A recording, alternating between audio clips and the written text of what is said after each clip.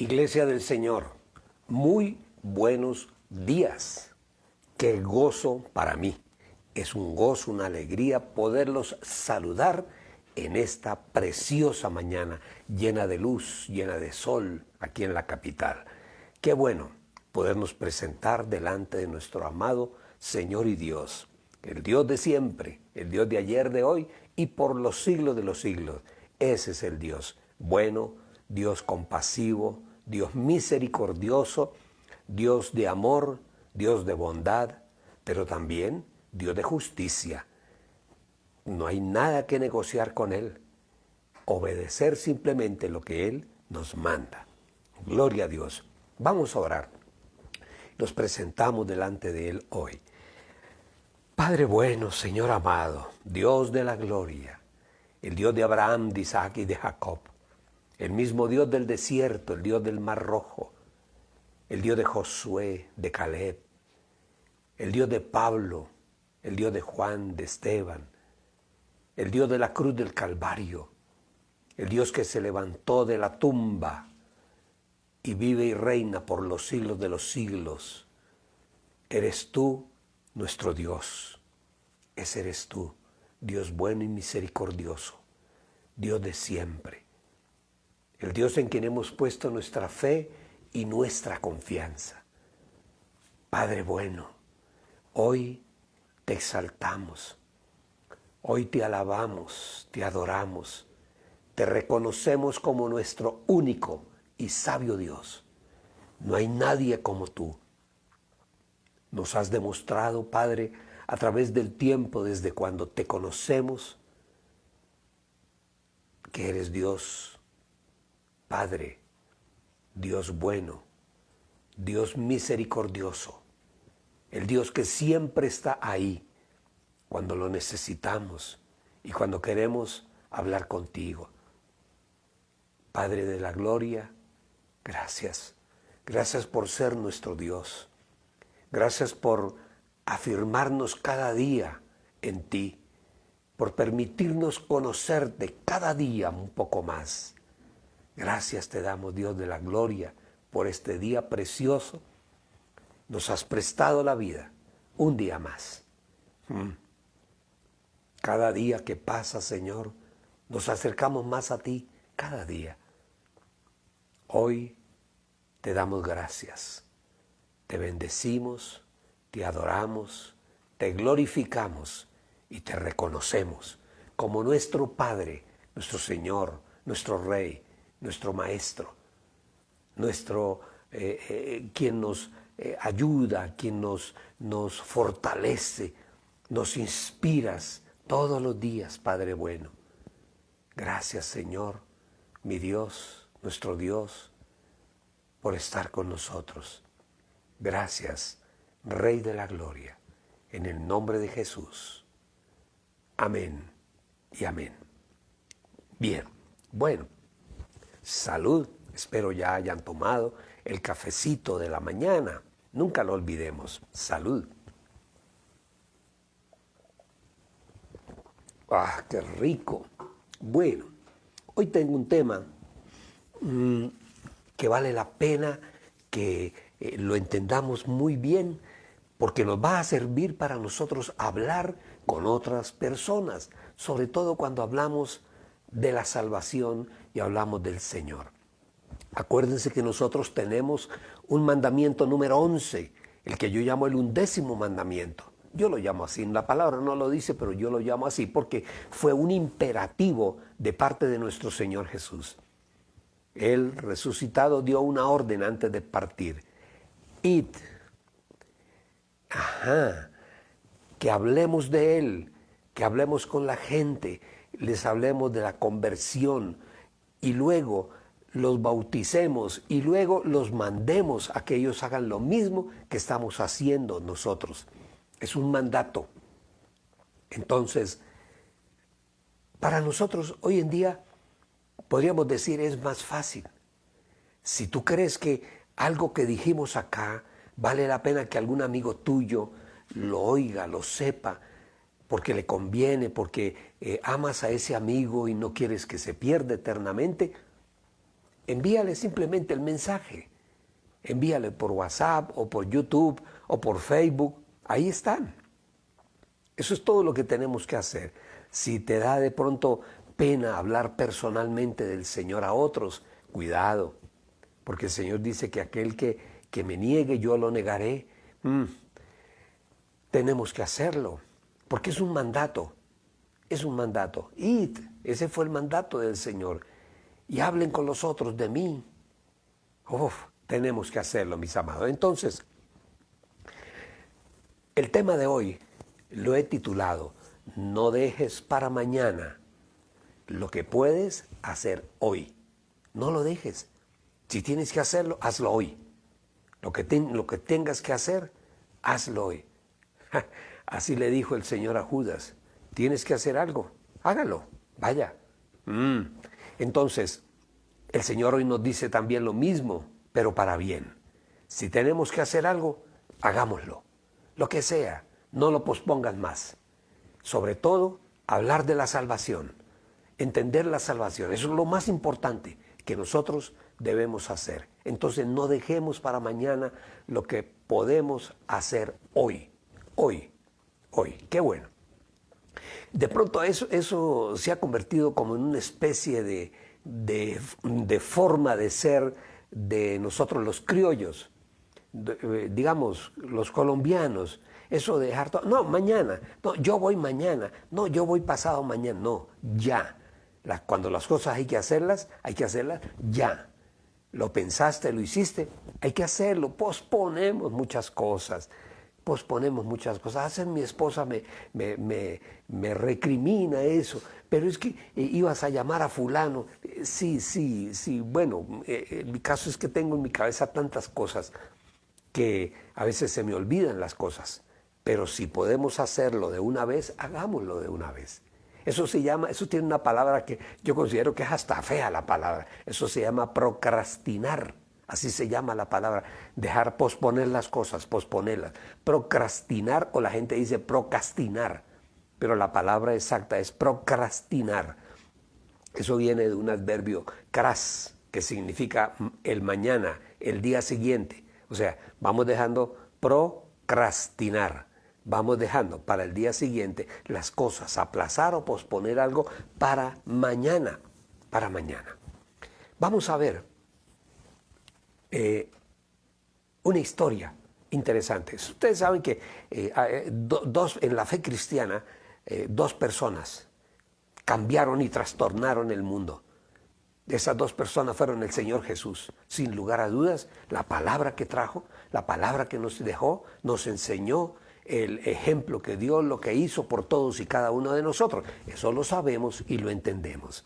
Pero la otra persona que fue después el impulsor con el poder del Espíritu Santo de la fe cristiana, que fue Pablo, el apóstol, el que llamamos el apóstol Pablo, o Saulo de Tarso, lo conoce también la historia, o Pablo de Tarso.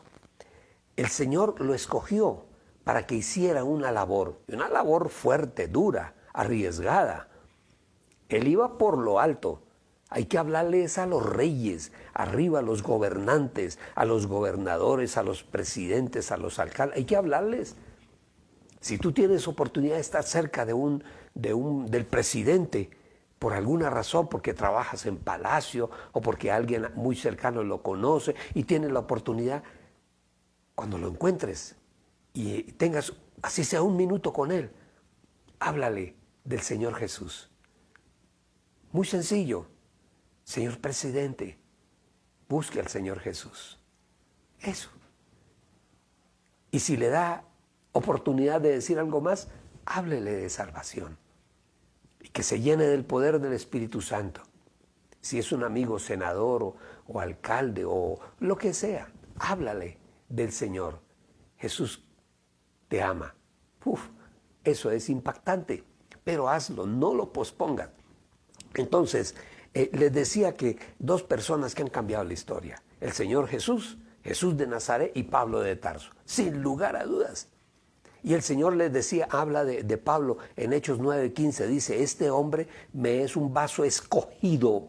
qué importante, para llevar mi nombre a las naciones, así como a reyes. Acuérdense ustedes de la historia de él. Él fue un fariseo, fue un judío fariseo celoso de su fariseísmo.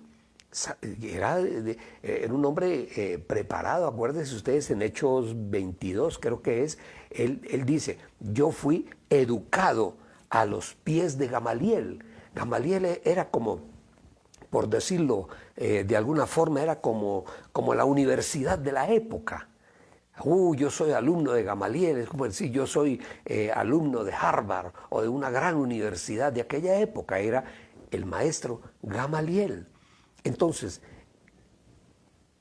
era un hombre que por ese celo que tenía por ser fariseo, y era un fariseo celoso y cumplidor de la ley, empezó a perseguir a los cristianos. Ustedes lo saben muy bien, está ahí en Gálatas 1:13. Dice, a perseguir la secta de los cristianos, de esos que se hacen llamar cristianos, o en un principio se les llamaba los del camino.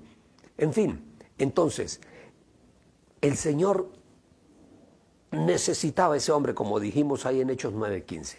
Dios lo requería para que hiciera una labor. No lo necesitaba, lo requería para que hiciera una labor. Y le tocó al Señor intervenir personalmente con él. Ustedes conocen la historia. Él iba rumbo a Damasco y él iba a perseguir cristianos. Llevaba su cuadrilla de soldados y él iba a perseguir los cristianos. Y por el camino ustedes saben qué le pasó. Vino una luz del cielo que lo encegueció, el hombre se cayó del caballo, quedó ciego 3 días hasta cuando vino un hombre de Dios a hablar con él, Ananías. ¿Ananías? Sí, no, si mal no recuerdo. Hablar con él y le habló. Acuérdense lo que él escuchó cuando el Señor lo tumbó del caballo, que lo llamó por el nombre, Saulo, Saulo, ¿por qué me persigues? Y él preguntó, ¿y quién eres tú? ¿Con quién hablo yo? Y él le dijo, yo soy Jesús de Nazaret, a quien tú persigues. ¡Wow! Le tocó al Señor intervenir personalmente para poder tomar a ese hombre que era un hombre de decisiones, de hacer las cosas hoy, no para mañana, y que fuera a hablarle a reyes, a príncipes y a gobernantes. Entonces, él desarrolló su actividad, fue muy interesante, porque al ser un hombre instruido, él estuvo en lo que llamaríamos en la sociedad grecorromana. Él afectó sin lugar a dudas al pueblo judío, claro que sí, pero el objetivo de él era más Grecia y Roma, y se enfocó en los gobernantes. Acuérdense ustedes que en ese tiempo el Imperio Romano dominaba prácticamente el mundo conocido de aquella época. Y él tenía que ir a hablar con ellos. Los romanos no molestaban a nadie por sus creencias. Usted puede creer lo que quiera, usted puede ser judío, puede ser lo que usted quiera hacer, con tal de que usted no amenace el imperio. Entonces, los romanos no se metían con ellos, con nada de eso. Ellos tenían una inteligencia especial para manejar los pueblos.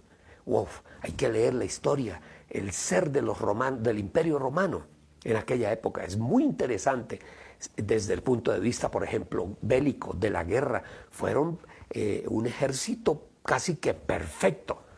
Fueron legisladores casi que perfectos en sus leyes. Hoy en día, todo aquel que estudia derecho tiene que estudiar el derecho romano. Es fundamental. Si no conoce el derecho romano, no sabe derecho. En fin, bueno, entonces, los que empezaron a perseguir a Pablo fueron los mismos judíos. ¿Cómo le parece? Los mismos de él empezaron a perseguirlo. Y en algún momento llegaron casi, lo iban a dar de látigo.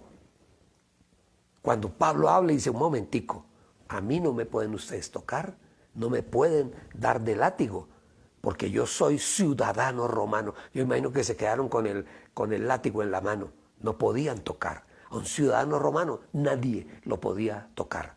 El único eran las autoridades imperiales, el ejército romano. En fin, entonces en ese momento que supieron que él tenía 4 ciudadanías, en fin, y tenía ciudadanía romana, no podía ser tocado por nadie, al advertir él que era ciudadano romano. Entonces los judíos lo llevaron ante Félix, que fue un procurador que había en esa región de Judea, el procurador o el gobernador. Aquí lo interesante es, para llegar al fondo del tema, al punto central del tema, es que este hombre Félix, que era el gobernador, vale la pena decir, él fue un esclavo que le dieron la liberación, libertado, lo que llamaban un esclavo liberto. Y fue el primero, y yo pienso que llegó a ser el único, como gobernador. Alguien podría decir, pero ¿cómo van a poner un sirviente de gobernador? Ojo, es que en esa época los sirvientes muchas veces eran más preparados que los mismos señores, porque los sirvientes tenían que darle cuenta a los señores de todo. Entonces, este era un hombre a lo mejor preparado y llegó a ser gobernador, pero viene de la esclavitud. Su gobierno fue cruel, no fue bueno. Pablo lo enfrentó. Hechos 24, 25. Viene Pablo y le habla. ¿Qué le dijo? Pues la palabra no lo dice con exactitud, pero mire lo que dice Hechos 24, 25. Dice, pero al hablarles Pablo de la justicia y de la santidad y del juicio venidero, Félix se llenó de miedo y dijo, váyase. Cuando tenga oportunidad mandaré por ti. ¿De qué le estaba hablando Pablo? De la salvación. Y el hombre se llenó de miedo y pospuso la salvación.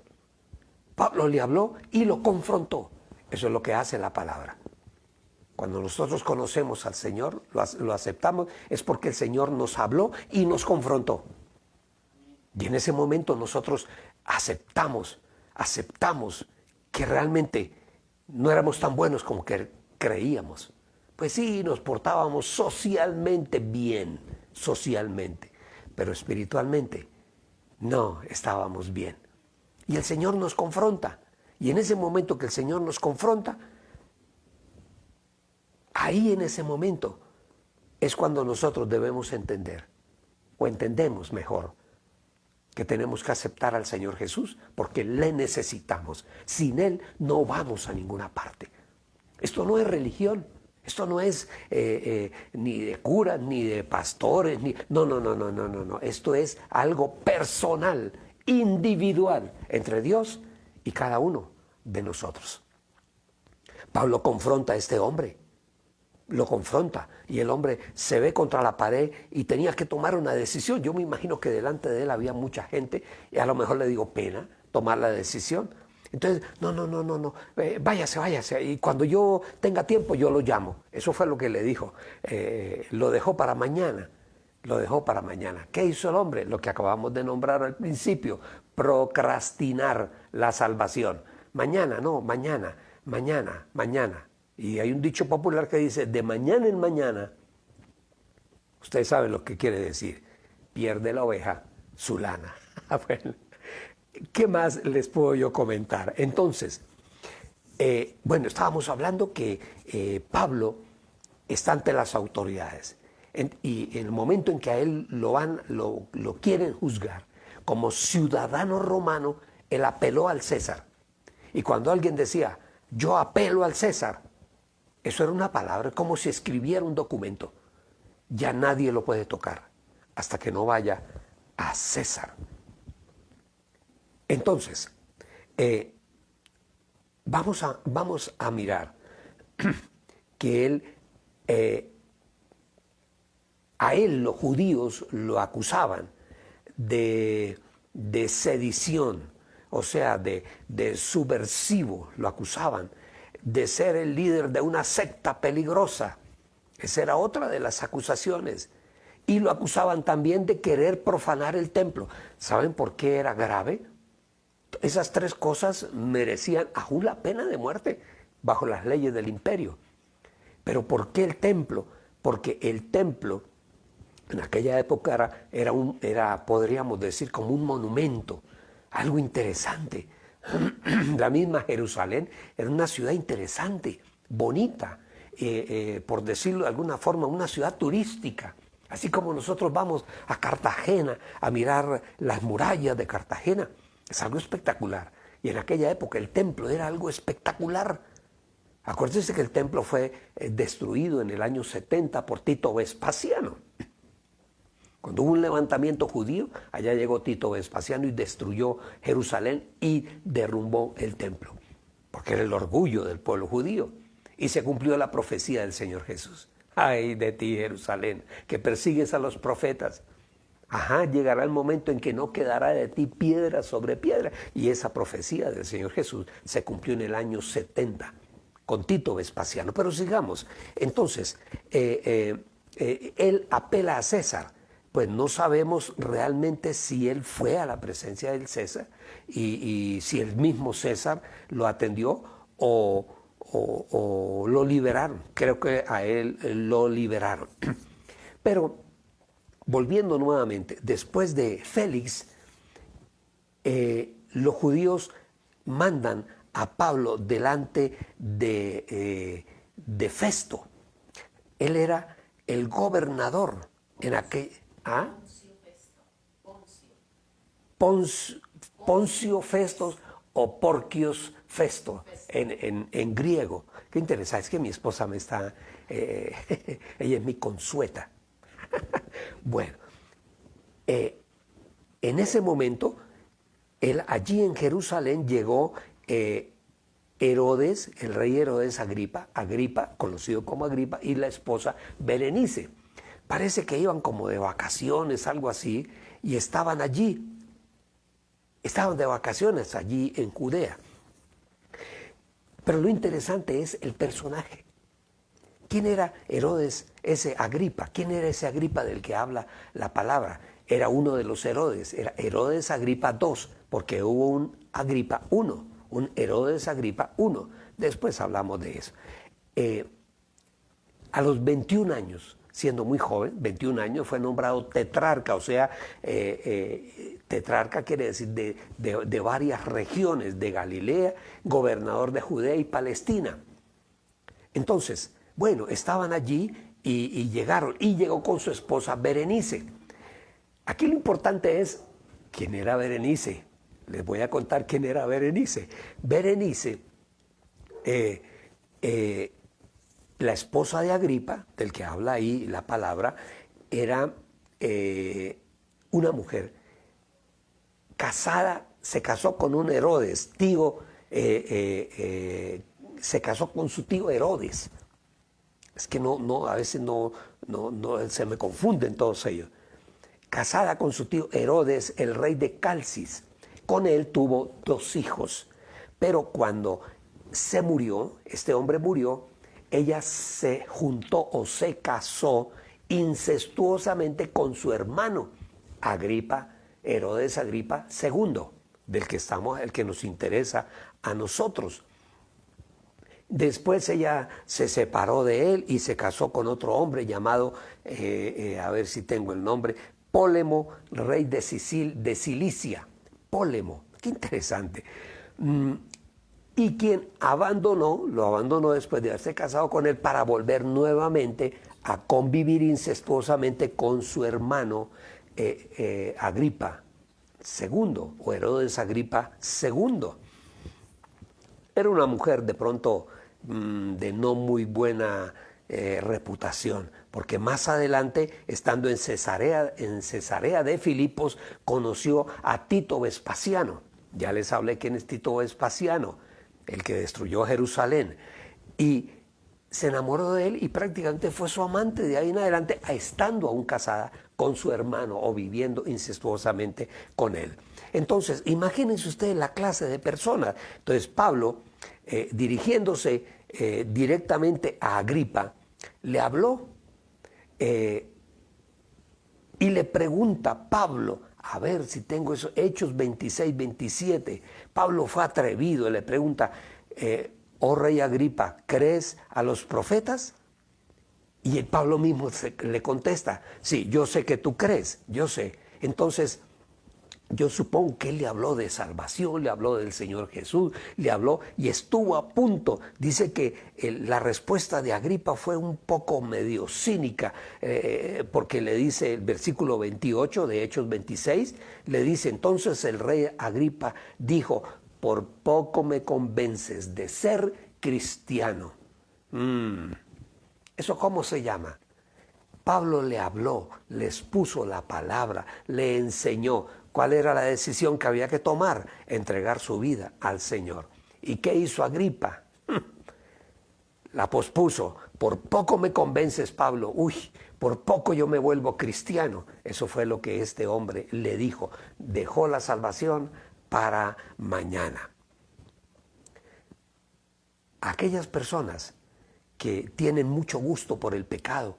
Imagínense este hombre casado con su propia hermana, conviviendo con su propia hermana en una cosa horrible. Lógicamente, cuando el Señor nos habla a nosotros, nos convence de pecado. Porque yo creía que era un hombre muy bueno, era un hombre, no le hacía daño a nadie, no le robaba nada a nadie, tenía mi familia bonita, mis hijos. Me creía un hombre. No, sin el Señor no hay nadie bueno, ni uno solo, dice la palabra.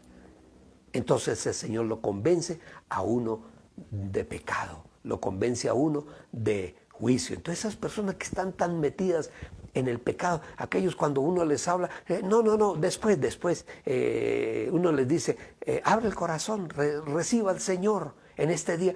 No, después. Y van dejando las cosas para después. Procrastinar, dejar todo para mañana. Y tú no sabes cuándo el Señor venga por ti. Nadie lo sabe.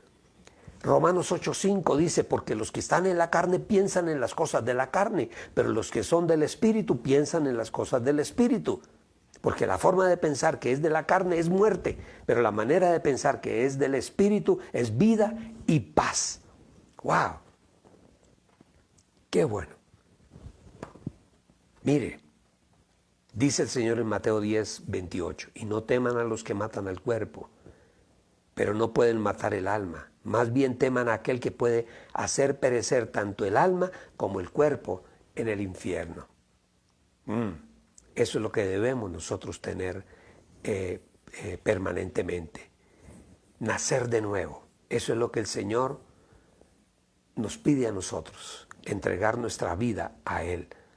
La conversión para nosotros es la respuesta del hombre a la iniciativa de Dios. Dios fue el que tomó la iniciativa de mandar a su Hijo a pagar la cuenta, y nosotros lo único que tenemos que es aceptar a Cristo en nuestro corazón, arrepentirnos de todo lo que hemos hecho, el deseo profundo de abandonar el pecado y de actuar conforme a la palabra del Señor.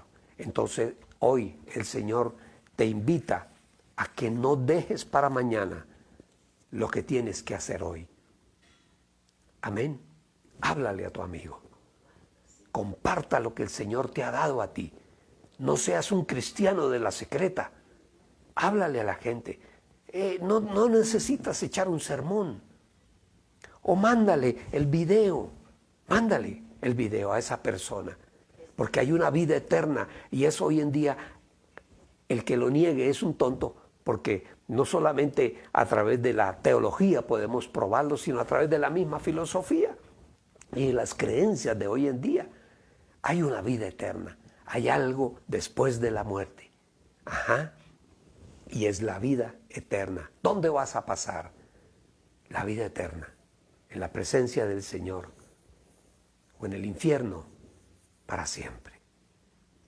Amén. Hoy quiero bendecir a los que están conectados. Los bendigo. A Paulita, ahí está mi hija. A Carito, mi hija, a Carito García. Dios te bendiga, Carito. A Jefferson, valiente. Dios te guarde, Jefferson. a Luis Jorge Dufo, a Yolandita, también los bendigo en este día, al pastor Ángel Nibardo. Ángel Nibardo Sánchez es el hijo del pastor Nibardo, Ángel Nibardo. Muchacho, gloria a Dios, qué bueno saber que estás ahí todavía. Un saludo, un valiente del Señor. Tina Ballesteros, nuestra consejera, wow, qué bueno. Luz Marina Toro, Dios te bendiga, Lucita, a tu mamita, que el Señor le dé paz en su corazón. El Señor, si está en la voluntad de Él sanarla, que la sane, pero que su cuerpo no sufra más. Rocío Ramírez, Rochi, qué bueno, estás ahí con nosotros. Oscar, oh, te bendigo, Osquitar, Dios te siga bendiciendo grandemente. Detrás de ti está el Señor ahí permanentemente, llevándote, guiándote. Eres un hombre ejemplar, Oscar. José Silva, José, pa'lante, José, pa'lante, vamos bien, no te preocupes. Estos son momentos, a veces nos preocupamos por la situación. Siempre el Señor tiene para nosotros una salida, José, y el Señor te ama. Habla del Señor, habla del Señor. Si no tienes clientes para visitar hoy, visita a alguien y háblale del Señor. Y vas a ver cómo el Señor te prospera.